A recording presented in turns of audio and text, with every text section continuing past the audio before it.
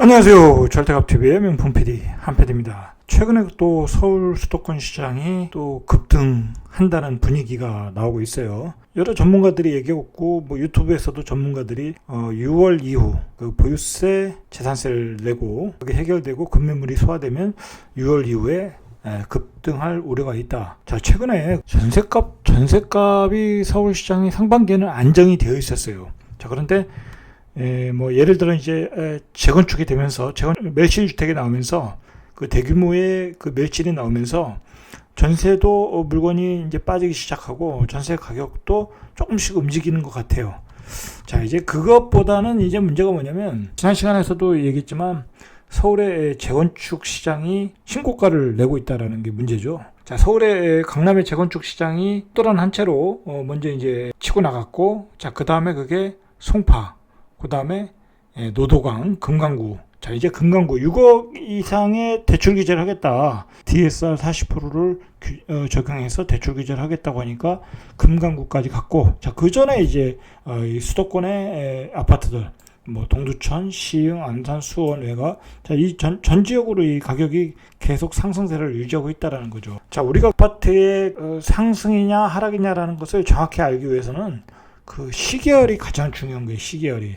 그 흐름이 중요한 거예요. 단기적으로 한 달 동안의 어떤 그 움직임이 중요한 게 아니라 6개월이면 6개월, 1년이면 1년, 그리고 5년이면 5년 그 상승의 사이클, 그 흐름이 중요한 거예요. 시계열이. 대체적으로 서울의 수도권의 시계열은 계속 우상향인 것은 맞아요. 지금 8년 동안 계속 우상향이니까 한 번도 마이너스 난 적이 없으니까.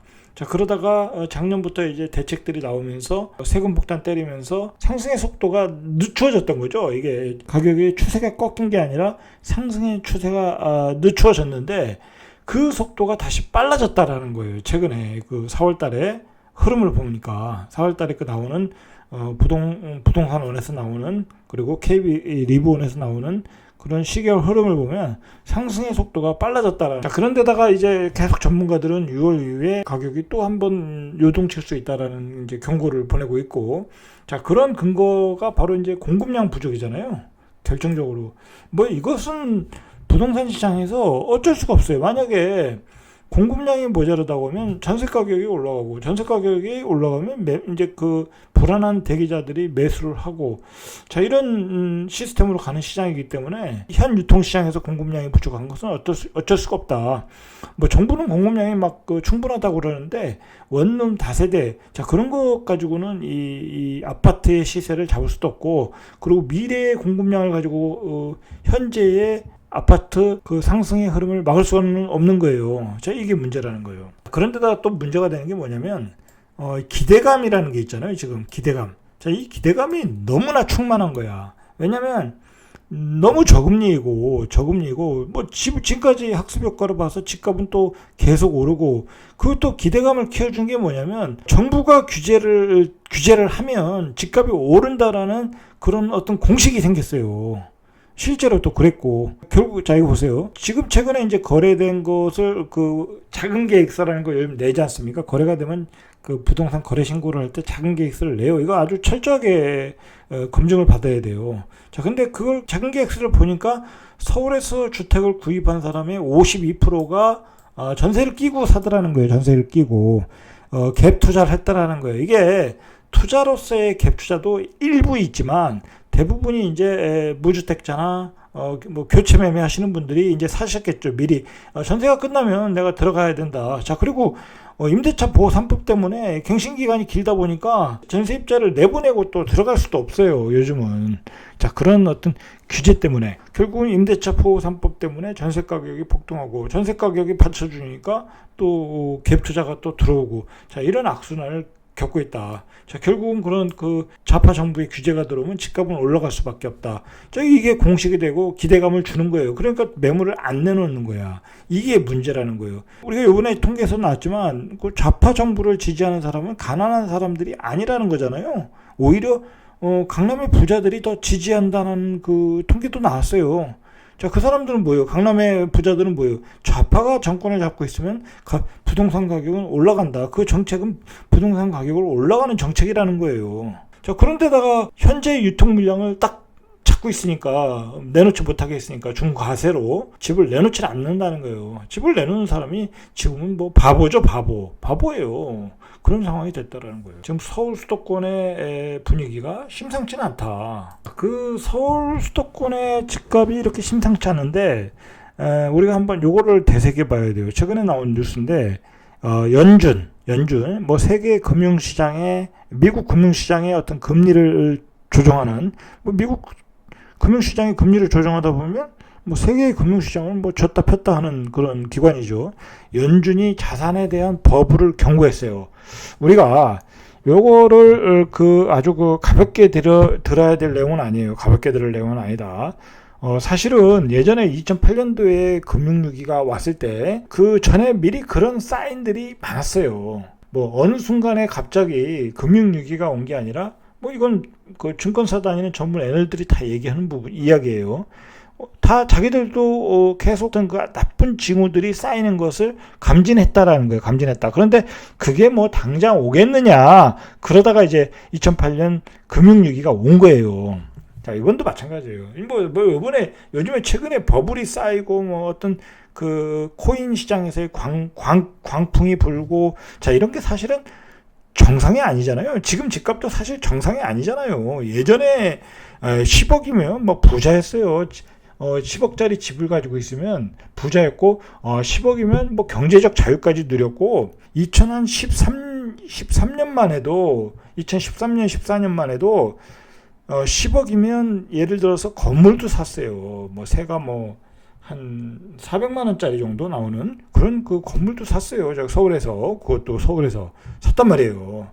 그렇게 10억의 가치가 10억이라는 돈은 가치가 있었는데 지금은 이제 뭐 부동산에 버블이 많이 끼고 이제 저금리로 인해서 이제 버블이 낀 거니까 자 이제 끼다 보니까 여러 가지 이제 시장의 버블이 일어나고 있어요. 이제 그게 이제 코인 시장까지 이제 만들어냈고 주식 시장도 사실은 이게 버블 구간이에요. 주식 시장도 올해 뭐 오늘 이제 고점을 돌파했지만 사실은 좀 전문적인 그 수치까지 이렇게 뭐 여기서 얘기할 수는 없지만 버블 구간으로 들어갔어요. 주식시장도. 자, 그러니까 자산시장이 전체적으로 다 버블되고 있어요.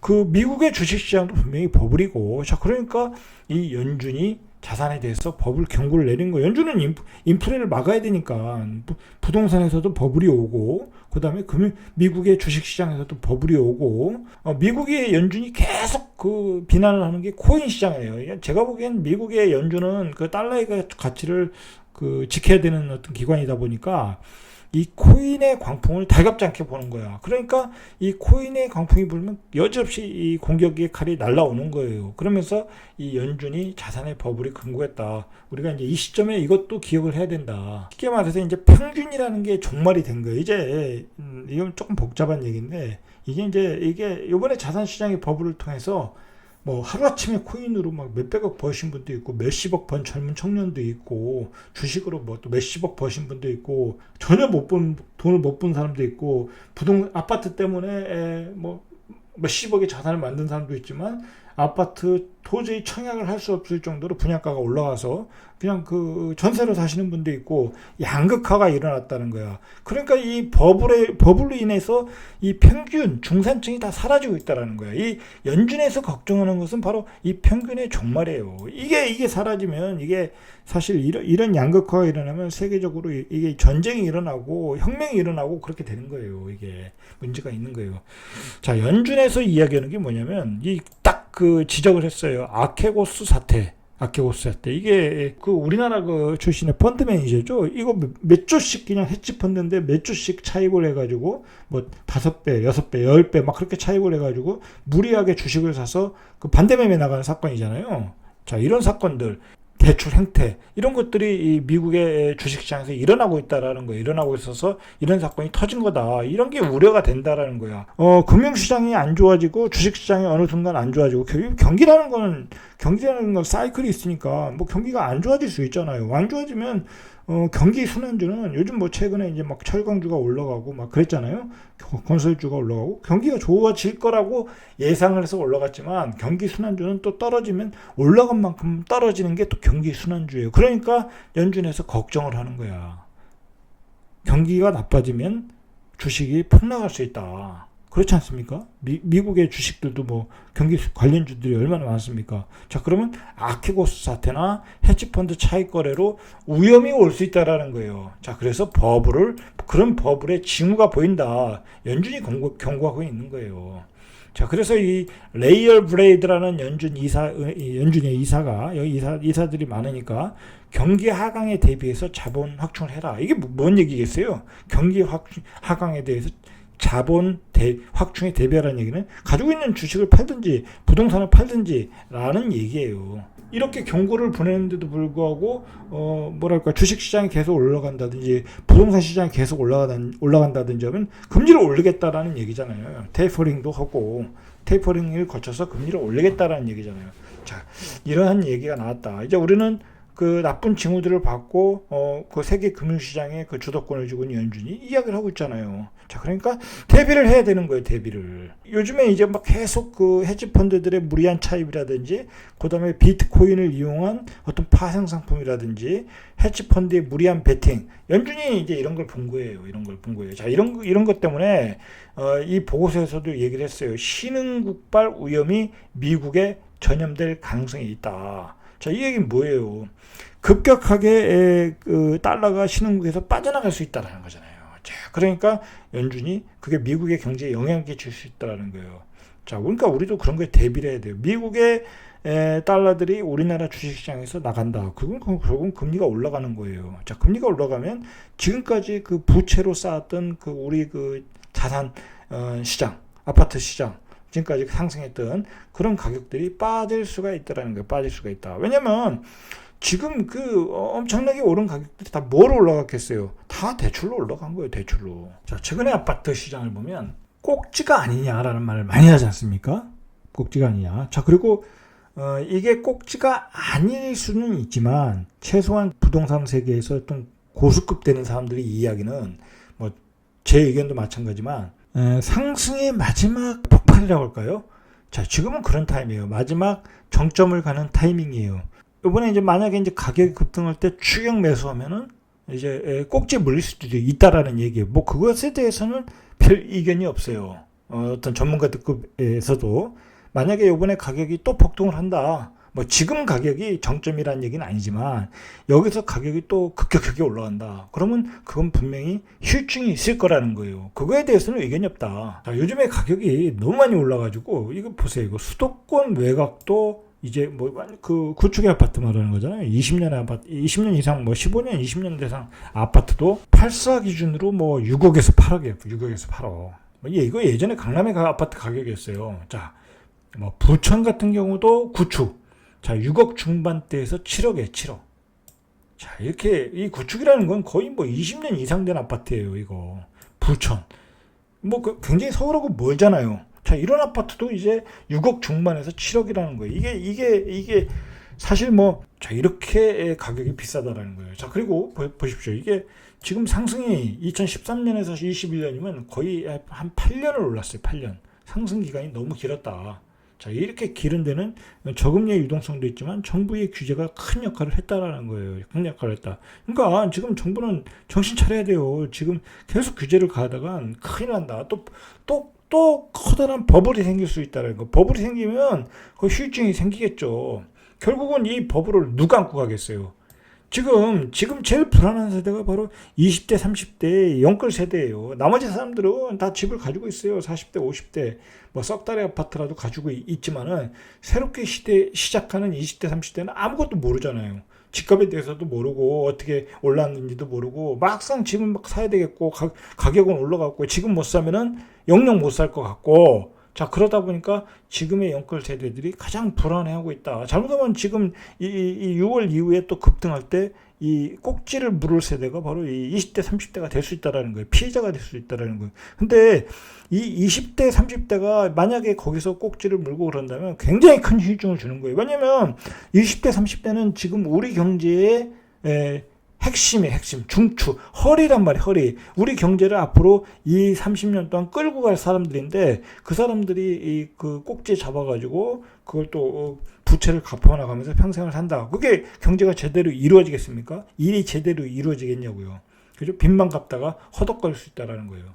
그런 상황에 있다라는 거예요. 자, 이제 우리의 관심은 뭐냐면 결국은 이 가격은 언제 하락할 것이냐라는 건데, 이게 사람들이 관심이 많잖아요. 간단하게 보시면 돼요. 이게 두 가지가 있는데, 이 외부에서 오는 어떤 위기, 금융위기, 뭐 그게 오면 뭐 여지없이 하락할 수밖에 없어요. 그건 하락의 폭이 문제지. 자, 두 번째로 뭐냐면 공급이 물량이 쏟아져 나오면 가격이 떨어질 수밖에 없어요. 공급이 막 나오는데 전세 가격이 막 떨어져. 그러면 다주택자들은 집을 내놓을 수밖에 없고, 그리고 전세 가격이 떨어지면 사람들이 집을 안 사요. 집값이 올라가지 않는다고 생각을 하니까. 그리고 싸게 살 수 있는데 세금도 안 내고. 자, 그 공급이 폭탄이 떨어질 때는 집값이 떨어진다. 그러니까 결국은 이런 상승 사이클도 언젠가는 꺾인다. 자, 그런데 그 공급의 양을 늘려주는 게 바로 정부의 역할이다. 근데 정부가 이제 이 3기 신도시 1차, 2차 계속 발표하니까 그게 이제 보통 2022년도, 30년, 23년도에는 분명히 그런 게 온다고 생각을 하는데, 그 기간이 너무 길다는 거예요. 지금 앞으로 2년도 길다고 보는 거예요. 2년 사이에 또 가격이 폭등해서 그게 안 내려가면 어떡하냐 이거예요. 안 내려가면 일시적으로 또 내려가는 현상이면 어떡하냐. 그러니까 불안해서 사는 거예요 지금. 그러면 지금의 집값을 잡으려면 현재 유통되는 물량을 시장에 공급을 해야 되는데, 중과세 70%를 때려버리니까 시장에 다 주택자들이 집을 내놓지 않지 않습니까? 지금 좌파 정부는 전혀 그럴 생각이 없다라는 게 문제죠. 청약 시장도 바늘구멍이 됐어요. 뭐 이건 말할 필요도 없죠. 이제 무주택자 입장에서는 그나마 저렴한 게 청약 시장이잖아요. 새 아파트를 기존의 가격보다 싸게 살 수 있으니까. 자, 그런데 사전 청약의 일반 분양은 8%고 사전 청약은 거의 이제 바늘구멍이 됐죠. 일반 청약자 입장에서는. 특공 받는 사람들은 좀 여유가 있겠죠. 말 그대로 특공이니까. 그리고 이제 본 청약이 돼도 결국은 고득점자의 목이라는 거야. 그러니까 이 30대, 뭐 40대까지 뭐 50점 이하는 거의 3기 신도시의 청약 시장에서 혜택을 받기가 어렵다라는 게 다시 이제 그 영끌 세대들이 지금 현재 구축을 사고, 그렇게 이제 시장에서 지금 시장을 끌고, 지금 시장에 목을 메고 있는 거예요. 결국은 기대하기 힘들다라는 거죠. 청약시장에서는. 희망을 걸고 있는 사람은 소수라는 거예요. 소수. 이 청약시장에. 이게 문제라는 거예요. 정부가 아무리 공급대책을 내놔도, 2022년 3년 본청약을 한다 하더라도, 이 희망을 걸고 있는 사람은 소수라는 거예요. 예를 들어서 조금 입지가 떨어지는 신도시 50점 이상은 돼야 되는데 50점 맞기도 쉽지 않잖아요. 그게. 그렇지 않습니까? 그러니까 미래의 공급량도 별 의미가 없다라는 거야. 본청약에 가도 받을 가능성이 자꾸 떨어진다라는 거야. 중요한 거는 현재의 시장에 충실해야 된다는 거예요. 현재 시장에. 현재 시장에 공급 물량을 내놓으라는 거예요. 내놓게 정부가 정책을 펴야 된다는 거예요. 그것은 중과세를 풀어주는 거예요. 중과세 풀어주면 시장은 안정될 수밖에 없어요. 물론 이제 좌파 정부의 어떤 정책의 본질에 어긋났기 때문에 지지층이 이탈할 수는 있지만 방법은 그거밖에 없다. 이제 고민되는 사람들이 이제 20, 30대예요. 자, 20, 30대인데 예를 들어서 20, 30대에 한 번도 집을 안 산 사람들이야. 한 번도. 자, 그런 사람들은 고민할 거 없어요. 그냥 카드가 있어요. 그런 분들에게. 생애 최초라는 카드가 있잖아요. 생애 최초 카드를 이용하시면 돼요. 20, 30대인데 나는 한 번도 집을 안 샀다. 자, 그런 분들은 끝까지 청약으로 가시면 되는 거예요. 지금 시장에서 20, 30년 된 구축 아파트, 입지 떨어진 아파트 6억, 7억, 8억 주고 사는 것은 별 의미가 없다라는 거. 별 의미가 없다. 그런 아파트는 분명히 떨어져요. 가격이 나중에 1억, 2억씩 떨어질 수 있어요. 그러니까 20, 30대인데 생애 최초를 활용할 수 있는 분들은 기다려라. 자, 그런데 20, 30대인데 집을 산 사람들은 얘기가 틀려지죠. 20, 30대들은. 대한민국의 20, 30대는 가장 힘든 세대에 있다. 힘든 시대에 있다. 취업도 어렵지. 그 다음에 집값은 폭등해서 집을 사기도 어렵지. 코인 시장은 유혹을 하지. 그리고 근로 의욕이 나겠습니까? 옆에서 주식 투자해서 몇십억 벌었다. 코인에서 몇백억 벌었다. 나는 갭 투자해서 몇십억 벌었다. 옆에서 친구들이 다 그렇게 나가는데 그냥 평범하게 일만 하는 사람이 이게 일할 맛이 나겠냐고요. 그러니까 중요한 것은 집을 여기서 잘못 사면, 진짜 꼭지에 사면 20년 이상을 빚더미 위에서 원리금 갚다가 생을 좋은 시절을 다 보낼 수 있다라는 거예요. 그러니까 분명히 이 20, 30대는 지금 추격 매수에는 분명히 부담스러운 상황이에요. 분명히 부담스러운 상황이다.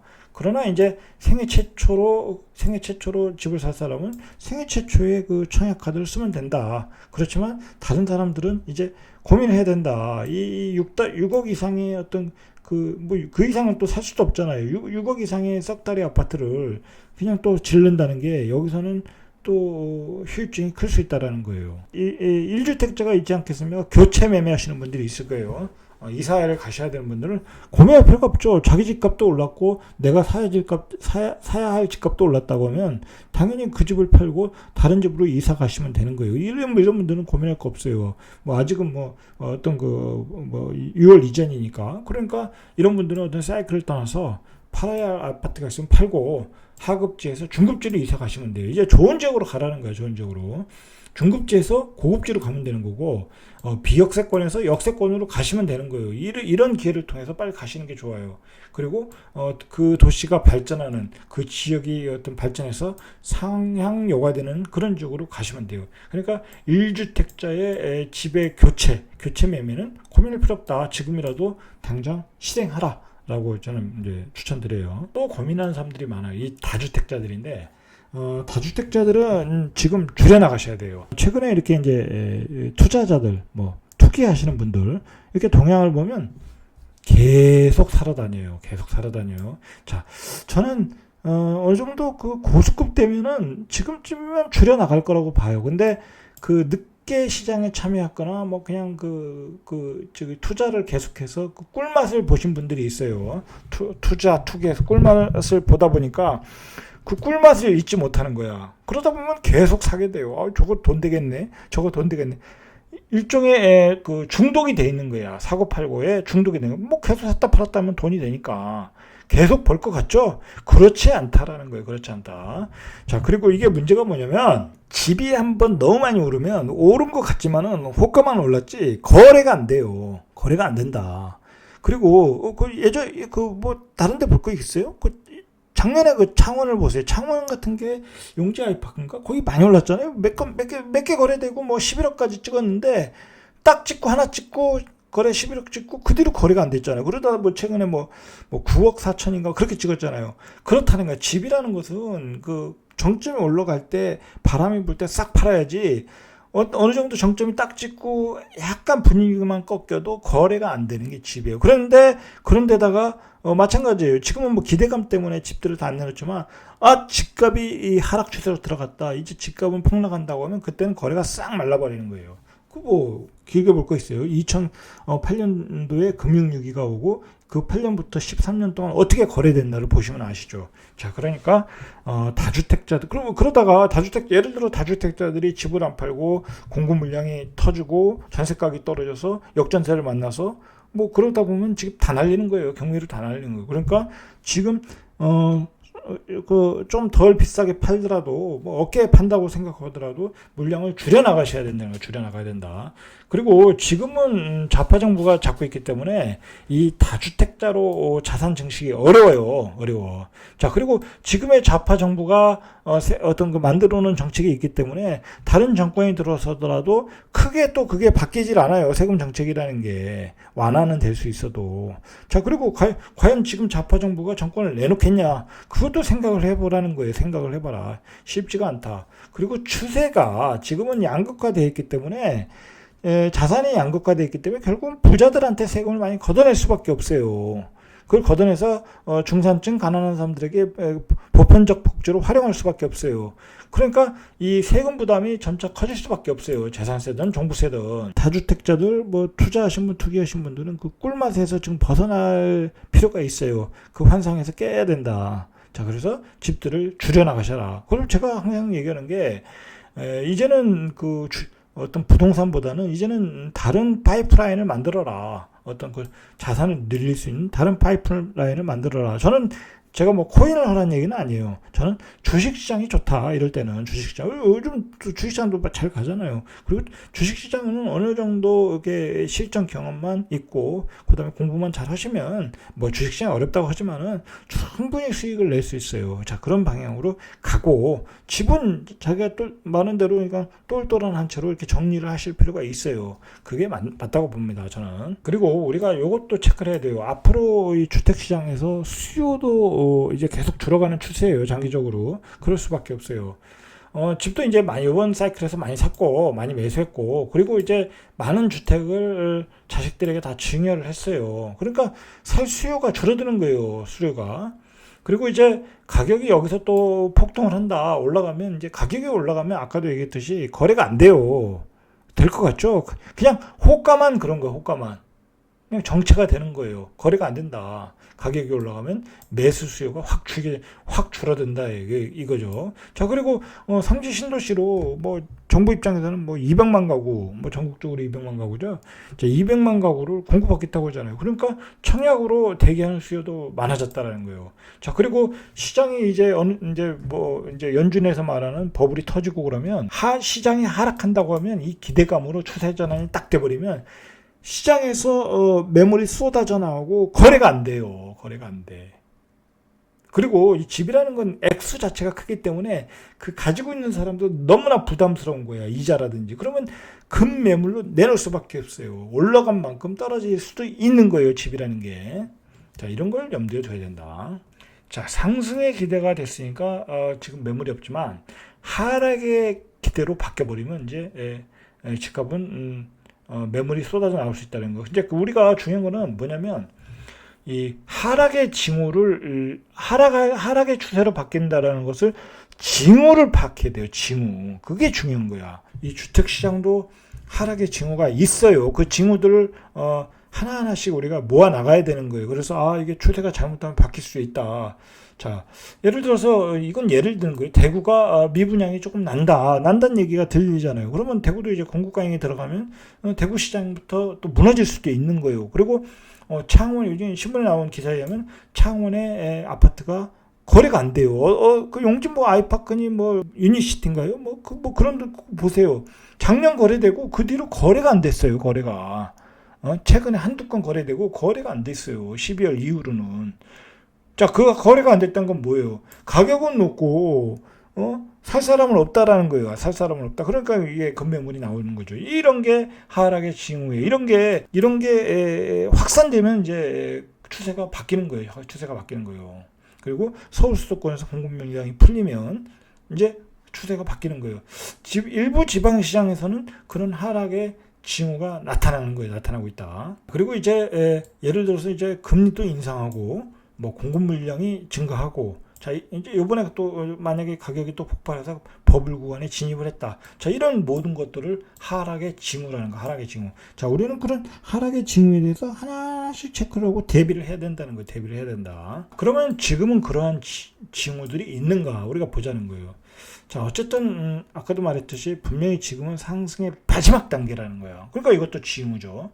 자, 그리고 금리도 인상할 라는 얘기가 분명히 있어요. 앞으로 계속 얘기하잖아요. 연준에서 뭐 연준의 이사들도 테이퍼링을 강하게 얘기하시는 분도 있고, 분명히 올해 말이나 내년에는 금리가 인상이 된다. 자, 금리가 인상이 된다. 자, 그리고 우리가 항상 또 대비해야 될 게 뭐냐면, 이건 뭐 이 블랙스완이라는 건데 갑자기 어떤 그 위기가 오는 거예요. 우리가 예측하지 못한 위기가 온다.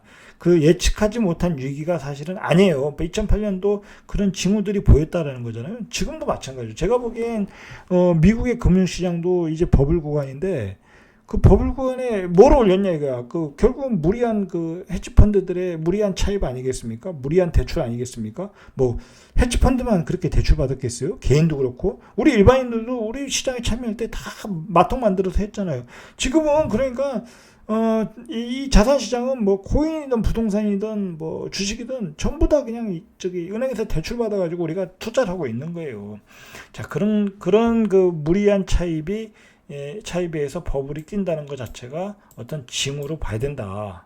자, 어쨌든 그리고 집은 우리가 주택은 2022년, 23년도에는 뭐 시장에서 유명한 전문가들 역시 그때는 공급이 과잉되니까 집값은 하락할 수 있다라고 얘기를 하고 있어요. 그러니까 시간은 정해져 있는 거예요. 시간은 정해져 있다. 자, 그리고 제가 이제 가장 요즘 좀 심각하게 보는 것은 너무나 모두가 집값이 모두가 올라간다라고 보는 거야. 모두가 집값이 올라간대. 자, 이 모두가 올라간다고 할 때가 바로 파티장에서 빠져나올 때라는 거예요. 파티장에서 빠져나올 때. 자, 물론 이제 지역마다 다 틀리고 입지마다 다 틀려요. 그러나 뭐 1주택자한테는 뭐 해당 사항도 없어요. 이런 거는 그냥 가져가시면 되는 거예요. 어차피 집값은 미래에 다 우상향할 수 있는 거니까, 빠지더라도 다시 우상향할 수 있는 거니까 그런 건 상관없고, 무리한 대출을 받는 사람들, 무리하게 연끌 하시는 분들, 무리하게 다주택 가지고 계신 분들, 자, 그런 분들에게는 어떤 그 위험의 징후이고 사인이라는 거예요. 자, 오늘은 여기까지 이상 절대값 TV의 명품 PD 한PD였습니다.